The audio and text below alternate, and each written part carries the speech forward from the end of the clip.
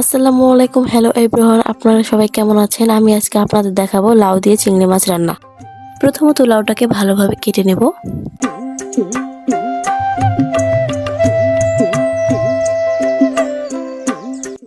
লাউটাকে কুচি কুচি করে কেটে নেওয়ার পরে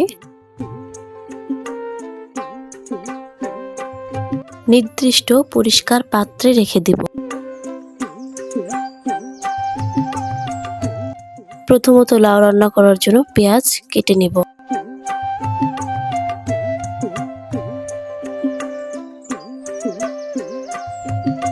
পেঁয়াজ কাটা শেষ হলে লাউগুলো ভালো করে পানি দিয়ে ধুয়ে নিব। লাউগুলো এমন ভাবে ধুয়ে নিতে হবে যেন কোনো ময়লা না থাকে। লাউগুলো ধোয়া শেষ হলে চুলাতে কড়াই দিয়ে পেঁয়াজ ঢেলে দিব।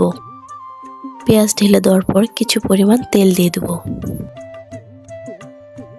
তেল ঢালা শেষ হলে পেঁয়াজটাকে কিছুক্ষণ নাড়িয়ে নেব। পেঁয়াজটাকে কিছুক্ষণ নাড়িয়ে নেওয়ার পর যখন পেঁয়াজটা লাল হয়ে যাবে, পরিমাণ মতো মশলা বাটা, আদা বাটা, লঙ্কা গুঁড়ো, হলুদ গুঁড়ো, লবণ দেওয়ার পর কিছুক্ষণ নাড়াচাড়া করে নেব। নাড়াচাড়া করে নেওয়ার পর চিংড়ি মাছ ঢেলে দেব। ঢেলে দেওয়ার পর আবারও কিছুক্ষণ নাড়াচাড়া করে নেব।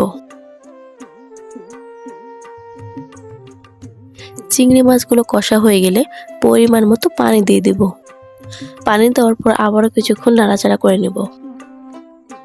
এবার লাউগুলো কড়াইয়ে ঢেলে দেব।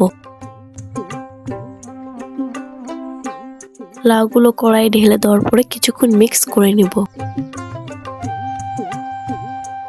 লাউগুলো মিক্স করা হয়ে গেলে ঢাকনা দিয়ে ঢেকে দেব।